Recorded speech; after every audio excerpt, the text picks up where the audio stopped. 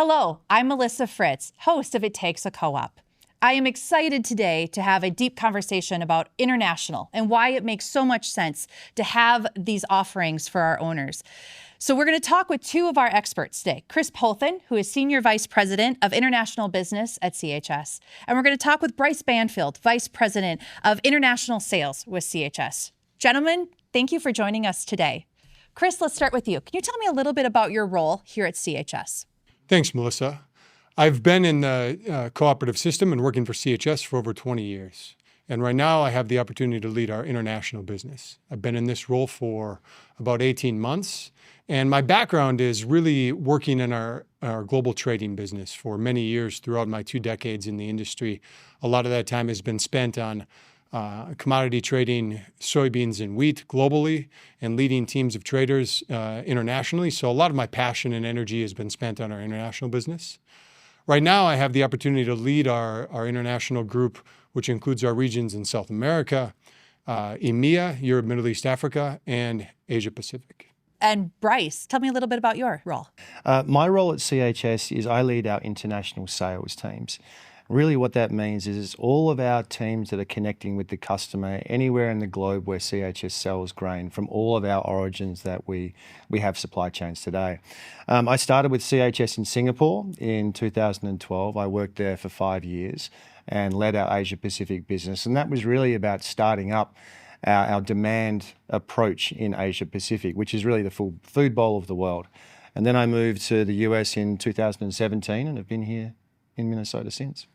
So Chris, CHS is the largest farmer-owned cooperative in the United States, but many wouldn't know that we have a global presence. Tell us a little bit about that global presence and a little bit about why it's important for the cooperative system. Yeah, so we have it broken down into 2 different areas. We have origination, and then we have our marketing and distribution groups. And Bryce will talk quite a bit about our marketing and distribution groups, but on the origination side, it really breaks into a couple of different regions. In Europe, Middle East, Africa, and EMEA, which is headquartered out of our Geneva office, we have a supply chain in the Danube River corridor. In the Port of Costanza, we have an asset there that loads grain. It takes barges of corn, soybeans, wheat, and barley, and loads them onto vessels for global buyers. We have this business that originates out of Romania, Serbia, Hungary, and Bulgaria. This is a business we've had for over 10 years. It's a supply chain that's been very successful for CHS. So that's one footprint that we have in Europe. In South America, we have a business, and we've been in a business in Brazil for over 20 years.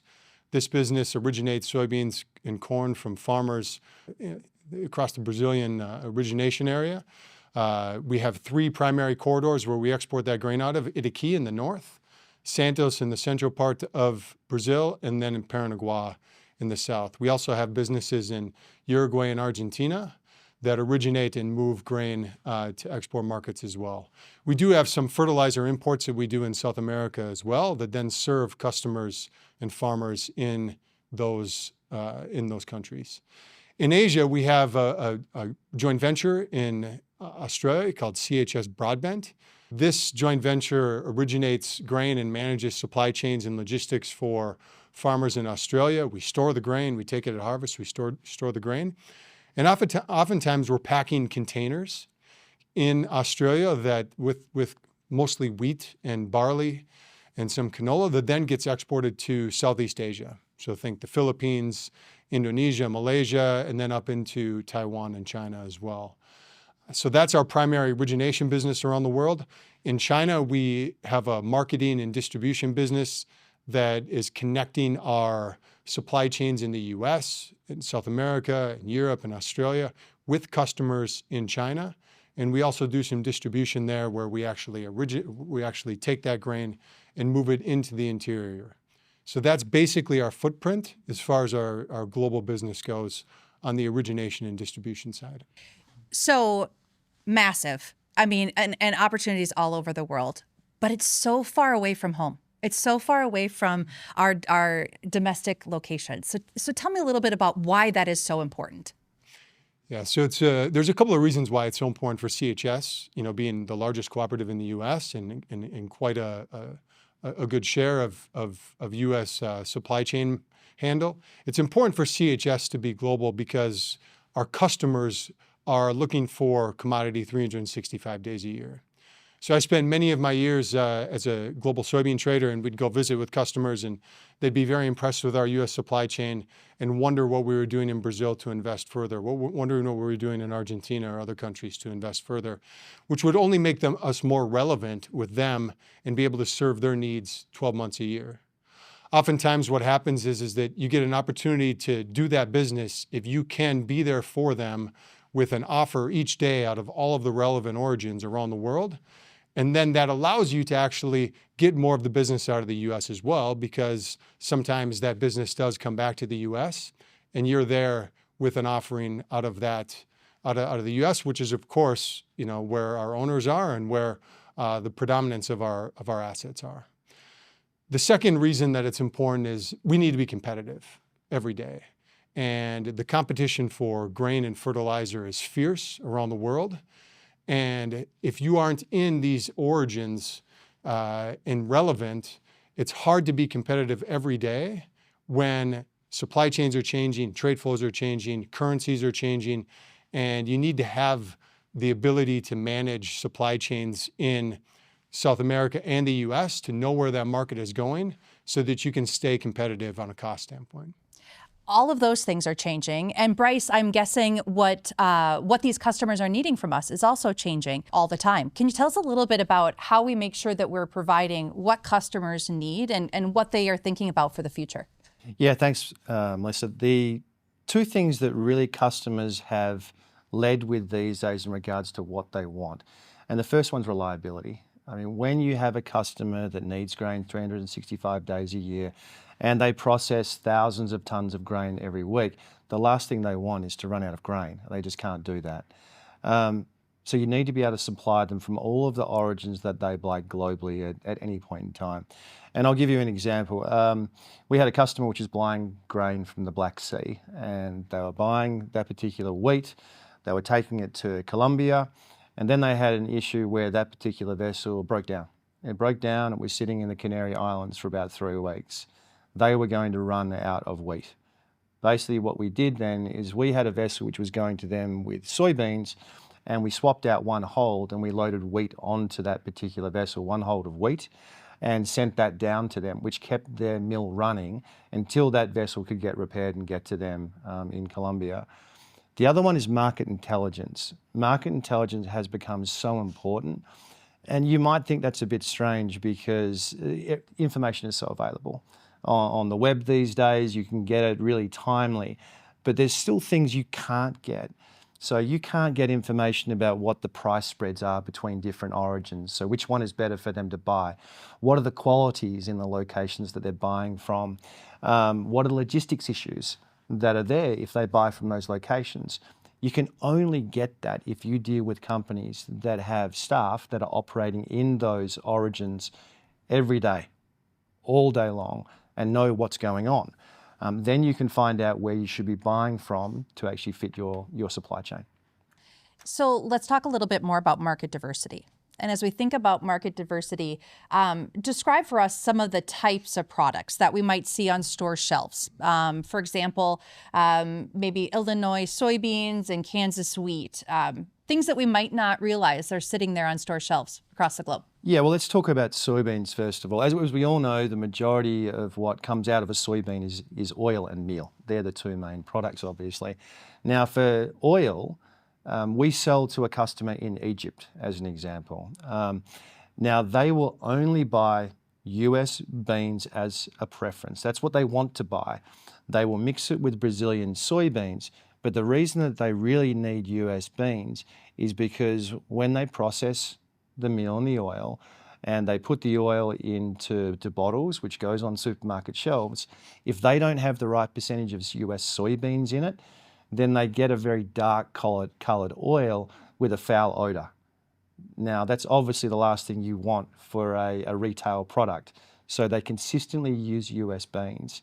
For Kansas wheat, which is an oddity, people might go, well, why are you sending Kansas wheat to Nigeria in Africa? But they use a lot of HRW wheat there into flour. In actual fact, one of the customers we have, which we sell to from the Texas Gulf, they're one of the largest flour millers in Nigeria and are about 20%, 25% of the market. And that goes all into bread products in Nigerian consumer shelves. So, Chris, you stressed and talked about the importance of originating grain from not just the U.S., but from all over.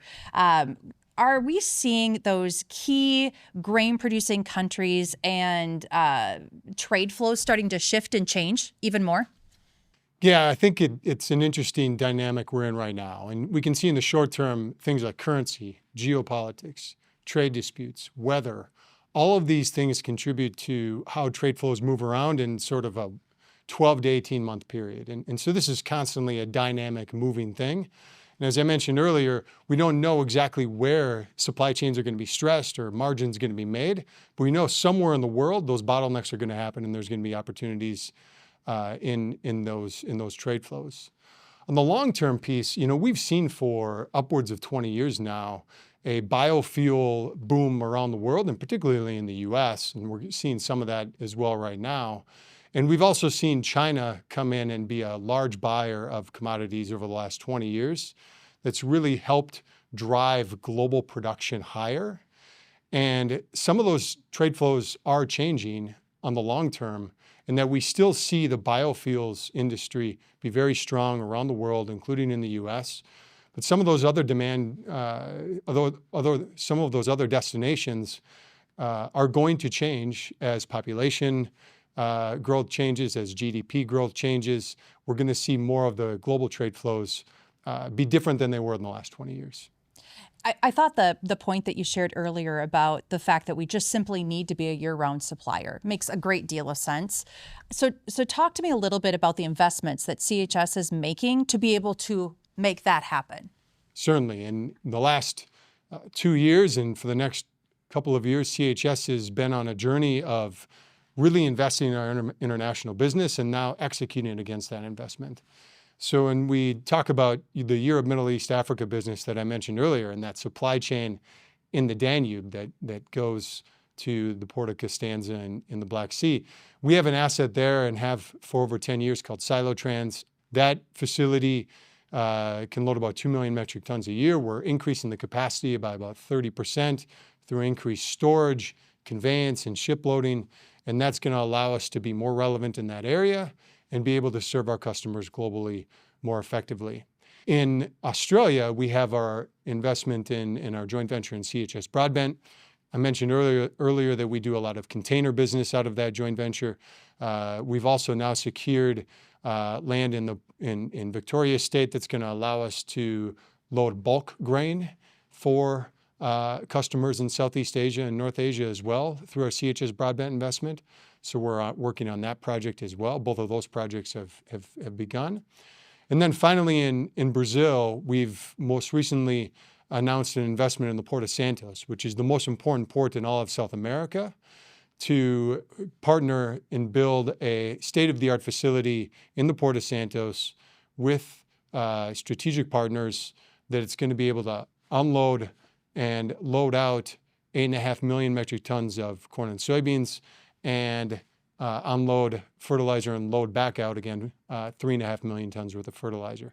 So those are three major investments that CHS has made and will be executing on over the next couple of years, which is going to serve our customers, put us in a cost competitive position, and bring more demand to CHS, back to the cooperatives, and back to our member owners in the U.S. A lot of important investment, in particularly Brazil. Really, they've become a grain powerhouse. Talk a little bit about how we are thinking about that investment and why, and really a little bit more about why it's so important for us to be positioned in such a place. So in Brazil, we see a big increase in production in commodities over the last 20 years. Much like China has increased its demand over the last 20 years, we've seen the same type of thing happen in Brazil on the origination side. And the main reasons for that are, we see a lot of land that is able to come under production in Brazil, and there's still more land that can come under production in Brazil. We also see yield growth, and in particular on corn. The corn, they're still well behind the U.S. on productivity per acre or per hectare in Brazil. And so we still see continued investments in yield growth coming in Brazil. And then we see investments in infrastructure. We see a lot of railroads being built. We see the cost to get the grain to market come down over time because we are seeing investments come in Brazil and other parts of the world as well. And so those are the three main reasons that we see increased production in a country like Brazil. You know, Bryce, we've had some conversations about the questions that you get asked from owners. And, you know, the idea that we're going to, be marketing products from Brazil or marketing products from the United States, from our owners. Does that kind of question ever come up to you about, are we choosing one over another? Or are we marketing internationally those crops and not looking at our domestic crops? And if so, tell me a little bit about how you might answer that question. Yeah, absolutely. It is a question we get asked, and because we're expanding in other regions globally for an origination, and we have a very good, solid, foundational origination network here in the US, which works very well into most of the locations we go. If you look at Mexico for rail, the US is it, and we're uniquely positioned because we have 49 shuttle loaders and 50% of them great down into Mexico. We have other areas like Chris talked about with China, which are buying more beans from Brazil. I mean, if you look at 3 years ago, 35% of the beans to China were from the US. In the last fiscal year, it was 20%. So the percentage is moving over time. We need to be there to be able to provide those customers the choice that they need, because CHS, we don't make that choice. It's our customers that make the choice as to where they buy from. As I talked about before with market intelligence, they're making assessments based on price spreads between locations, quality differentials of beans. But we're just presenting them the options of where they can buy beans from.